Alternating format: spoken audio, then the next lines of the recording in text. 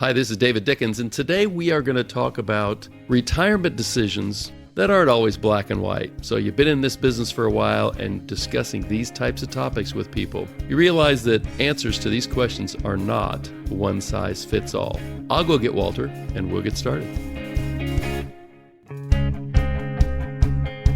We are back at it once again on Cover Your Assets. KC, Walter Storholt here, alongside David Dickens, President, Wealth Advisor of Creative One Advisors Group, based in the Kansas City area, but serving folks all across the country, wherever you are. Thanks for joining us and listening to the show today. You can find us online at creativeoneadvisorsgroup.com, linked in the description.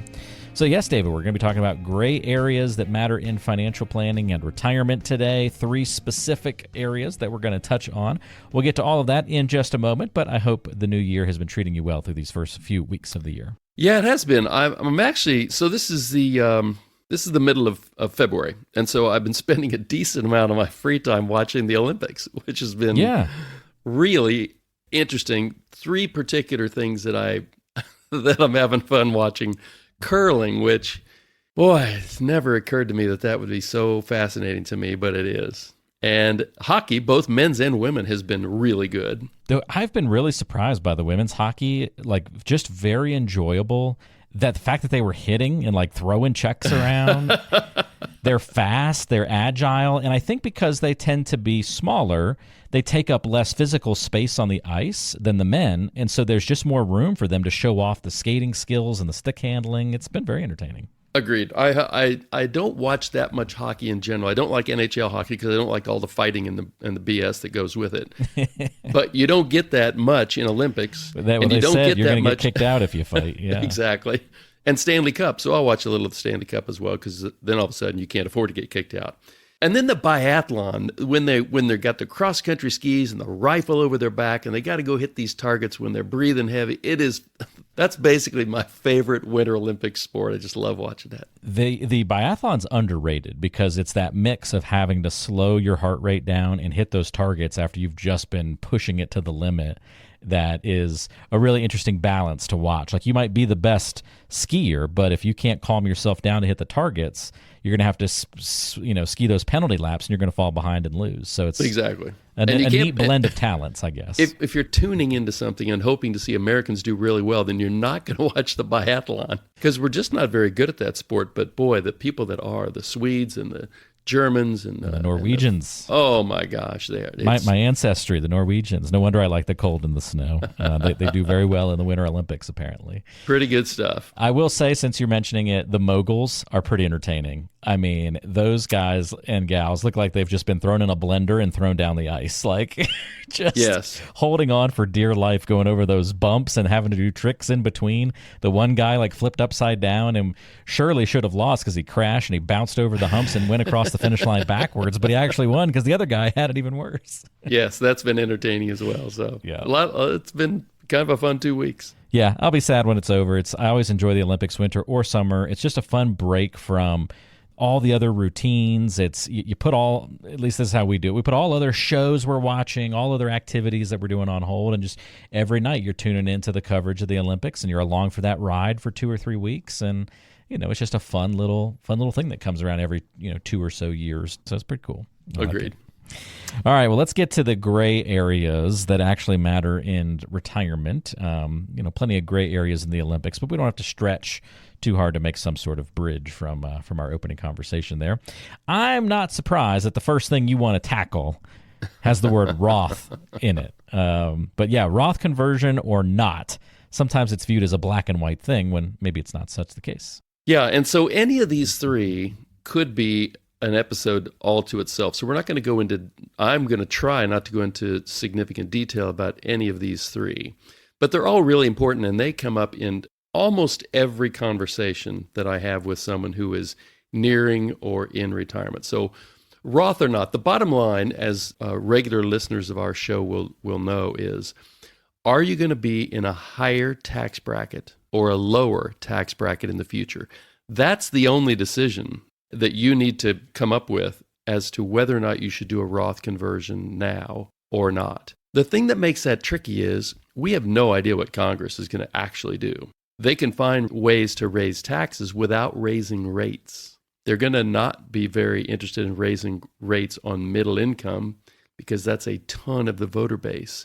Certainly on retired people, because that's even a bigger chunk of the voter base.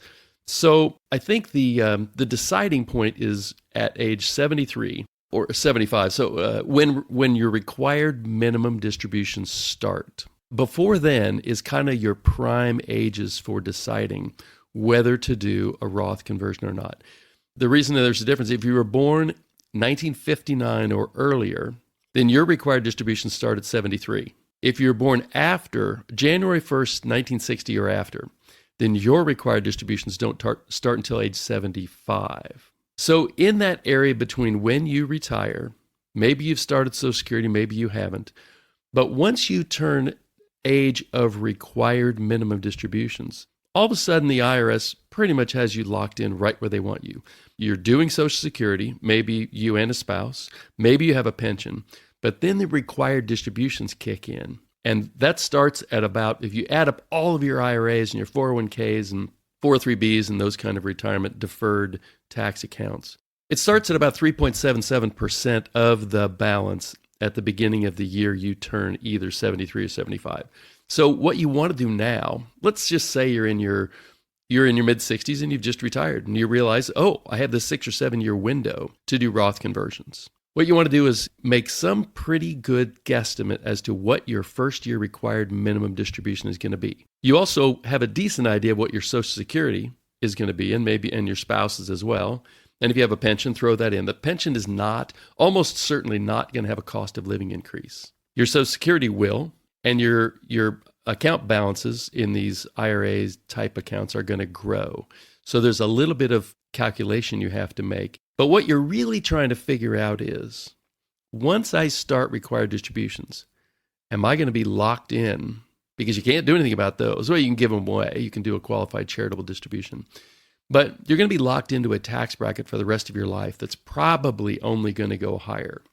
So, for instance, let's say you're married filing jointly. And right now, you've just retired and your taxable income is going to be right just below $100,000. That puts you at the top of the 12% bracket. The 22% bracket tops out at $211,000. So there's about a $100,000 difference between paying in the 12% bracket and the 22% bracket. What your calculations might say is, well, once I am retired and taking required distributions, I'm going to be squarely in the 22% bracket. Are there things I can do in the next 4 or 5 years to max out the 12% bracket by taking some Roth conversion money up to that limit that would make me have a smaller IRA balance once required distributions start? That's the basic of the calculation. If you're a really good do-it-yourselfer, make that calculation yourself. If you're not, maybe you already work with an advisor. If that conversation hasn't been brought up to you, make sure you bring it up. You're in the go zone of Roth conversions. Make sure that you actually make a decision. Am I going to or am I not going to do Roth conversions, and why? You'll really be happy that you had that specific discussion once you get to be either 73 or 75 and your required distributions start. Great breakdown, and you can clearly see why this is a more nuanced conversation than just a black or white Roth conversion, yes, Roth conversion, no. So many of the things you got to consider. I mean, it's a really important part of the planning puzzle that I think a lot of people overlook, David. Not when they're working with you, because we know you're the Roth man, so. Well, and it's just, the window is narrow. And so while the window's open, you got to know, is this a window I should go through? Or, you know what, I'm just going to ignore it. At least make the decision. Yeah, a window that can close as well. And so let's be aware of that. All great stuff. Here's another one for you. So we are talking about the gray areas in retirement planning and where they're often viewed as a black and white situation, but we need to look at it a little bit more closely. Let's talk about annuities. It's been a while since I think we've kind of covered these on the show, David. So use annuities, avoid them entirely, magic bullet, not there at all. That's kind of what the conversation often breaks into. Talk about the gray area surrounding that. I know there's a lot of gray area about annuities, right? Yeah, there is. And it's kind of a It's kind of a real hot topic for certain people. If you watch the certain commercials on TV, they'll say, we'll never sell you an annuity. You should never buy an annuity. That's just not correct. There are certain situations where an annuity might make a lot of sense for you. We have clients who have a lot of annuities because they're very risk averse. They want the certainty that comes with an annuity. They don't want the uncertainty that comes with a stock market investment. So that's a fine decision for them as long as they understand the consequences. Annuities are not real. They're not stock market alternatives. They are for more risk-averse folks or people who want more certainty. So I'm going to cover real quickly, hopefully, 3 different types of annuities that typically work into these conversations. Immediate annuities, which I think in my years in this business, I've done one for a client who begged me to do an immediate annuity for her. What it is you pay an insurance company a lump sum, and then they just start paying you monthly income for as long as you live. It's an irrevocable decision. There's almost never a death benefit. So if you die a month later, well, your money's gone. If you live to 106, they're going to keep paying you. But it almost never has any sort of cost of living increase to it. It's just a fixed amount of money an insurance company is going to pay you every month or every quarter or every year, whatever you decide, until you die. That's number one. Number 2 is a fixed annuity. And that is analogous to a CD. It's not a CD because they are issued by and guaranteed by the insurance company that issues them. And everybody in the world knows that a CD is issued by a bank but is guaranteed by the FDIC based on certain limits. Almost all are fixed rate, fixed term. If you buy a 3-year fixed annuity, you get a fixed rate for 3 years, sometimes simple interest, sometimes compound interest.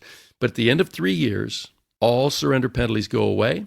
And then third is a fixed indexed annuity. And that's kind of a hybrid.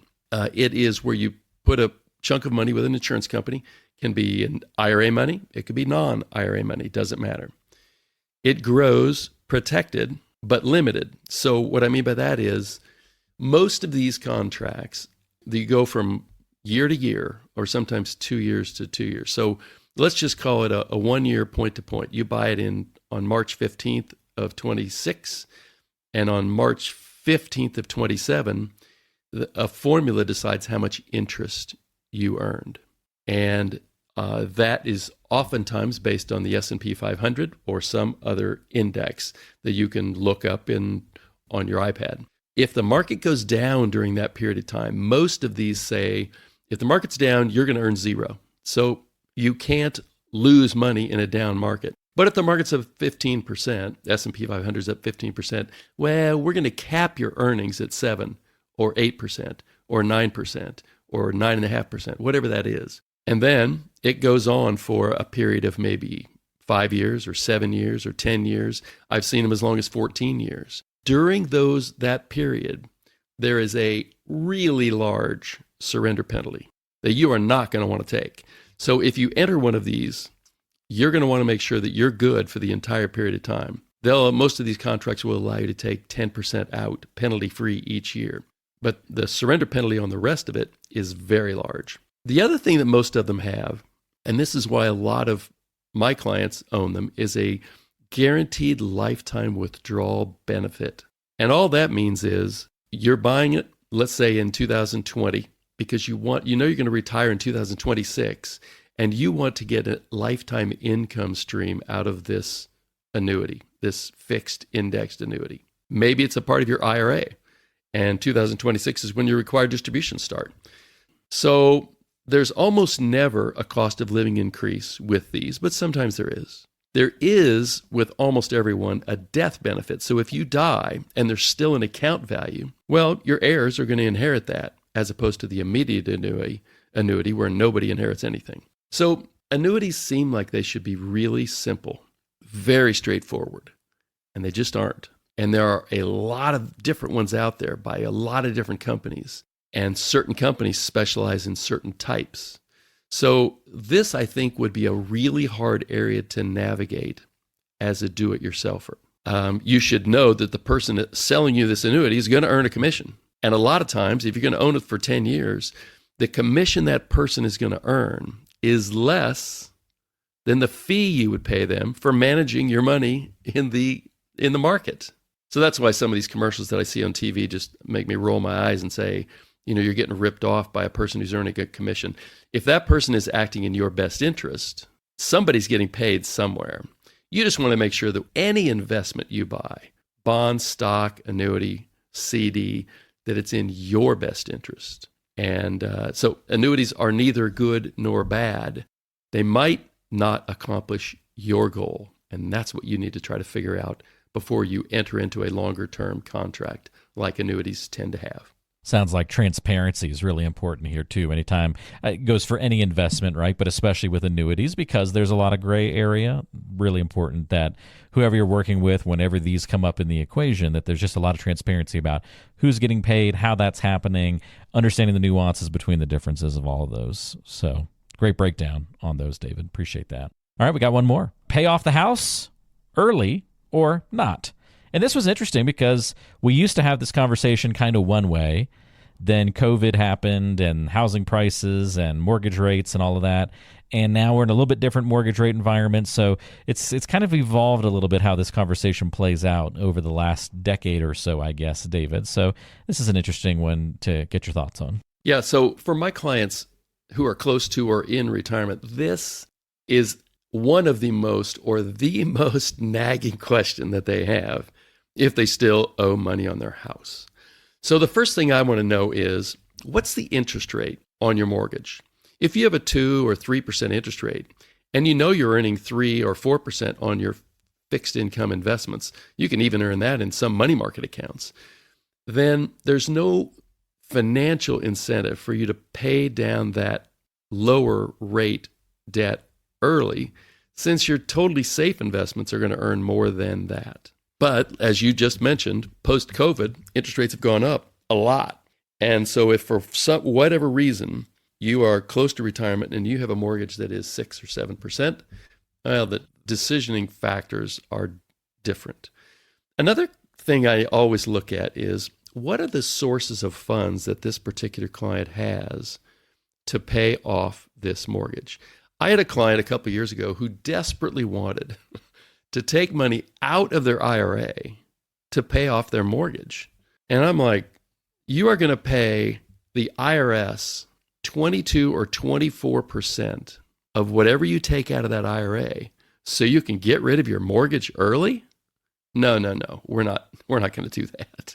I've had others that say, well, I got this money in the Roth. Maybe I should take it out of that. That's a little more nuanced, but honestly, if you got a modest rate on your mortgage, I'm not doing that either. If you have non-qualified money, inheritance money you've just saved up, okay, maybe. Then it's the decision a lot of times of, I just feel better if I don't have a mortgage in retirement. Okay, fine. Emotional clarity is a good thing, especially in retirement. But a lot of people that I talk to they haven't internalized this fact. In the early years of your mortgage, most of your payment is interest and a very little bit is principal pay down. And then you, of course, have taxes and insurance. Well, the taxes and insurance are not going away once you pay off your mortgage. So you can take those apart from the equation and just look at interest and principal. In the later years, most of what you're paying down in your monthly payment is principal and very little is interest. So what you're doing when you pay off that mortgage in the later stages is you're taking money out of one investment account, let's just call it a brokerage account, and you're putting it into another investment account that you already own, which is your home equity. Your home equity is unlikely to grow at a rate faster than your investments. So that's a disincentive to take money out of investments and pay down your mortgage if you have a low interest rate. So I get it. A lot of my clients who do have a mortgage, there's an emotional hatred of having to pay that monthly payment, and I totally get that. And so sometimes you'll make a decision that isn't totally in your best financial interest, but it's in a good emotional space for you. So we just do that. Generally speaking, none of this that we've said today is financial advice for anyone in particular, because we don't know your specific situation. However, generally, if your interest rate on your mortgage is above your savings rate and you have non-IRA funds available, then paying the mortgage down or paying it off probably makes some sense. Get some good financial advice. Make sure that that squares with all the other things that are going on in your financial world. And, again, make a good financial decision for yourself based on maybe a few of the factors that you hadn't already thought of. Another great episode today, David. This one breaking down some gray areas of the financial world. And here's the funny thing, folks, a little behind the scenes when we were kind of, talking about today's episode and the different options we wanted to come up with. There was a good list of 10, 12, 15 gray area things that we could break down today. We zeroed in on 3 of them, but there's so many things like this in the financial world where you might hear, depending on the source, hey, it's A or B, path 1 or 2. And it's just simply not the case in so many things. There's lots of gray area, lots of nuance, and lots of reasons to get your individual situation checked out and understood. That's really important to understand. If you've never been through a true financial planning process, something on today's show might have sparked you to take action, and we'd be glad if it did. You can always reach out to David and the team at Creative One Advisors Group to set up a time to chat about your financial situation and get a complete planning review. We call it the CPR process. See where you are now, where do you want to go, and how are we going to get there? That's the kind of questions and the process that you'll go through. The number to call if you have any questions for David or want to walk through that with his team, 913-317-1414, or online at creativeoneadvisorsgroup.com. We've got everything linked in the description of today's show, so check that out if you'd like. David, thanks for all the help today. Really appreciate it. Enjoy the last few days of the Winter Olympics, and we'll talk to you again next week. I will enjoy those rest of the Olympics, and we'll have something good cooked up for the next time. There you go. Go Team USA, right? Exactly. Let's do it. All right, folks, we'll see you again next time right back here on Cover Your Assets, KC. Creative One Advisors Group has been proudly serving families in the Kansas City metropolitan area since 2003. Over the years, we've evolved to help meet the needs of our clients, becoming KC Financial Advisors in 2010. In November 2021, our advisory business was acquired by Creative One Wealth, LLC, C1W, and in January 2025, we officially adopted the name Creative One Advisors Group. Previous episodes were recorded under the branding of KC Financial Advisors, which has since been rebranded as Creative One Advisors Group. Any references to KC Financial Advisors should now be understood as referring to Creative One Advisors Group. Investment advisory services are offered through Creative One Wealth, LLC, a registered investment advisor. Creative One Advisors Group is a DBA of Creative One Wealth. Insurance services are offered through licensed insurance professionals. Investment advisory services are provided in accordance with the fiduciary duty of care and loyalty that includes putting your interest first and disclosing conflicts. Insurance services have a best interest standard, which requires recommendations to be in your best interest. Creative One Wealth is not affiliated with or endorsed by any government agency and does not provide tax, legal, or estate planning advice or services. Investing involves risk, including the potential loss of principal. No investment strategy can guarantee a profit or protect against loss. Neither asset allocation nor diversification can ensure a profit or guarantee against losses. None of the information contained herein shall constitute an offer to sell or solicit any offer to buy a security or any insurance product. Insurance product guarantees are backed by the financial strength and claims paying ability of the issuing company. The Creative One family of companies includes Creative One Wealth, LLC, a registered investment advisor, Creative One Securities, LLC, member FINRA SIPC, and a registered investment advisor, and Creative One Marketing, LLC. These companies share common ownership. Additional details regarding advisory services are available in our firm's ADV Part 2A and Form CRS.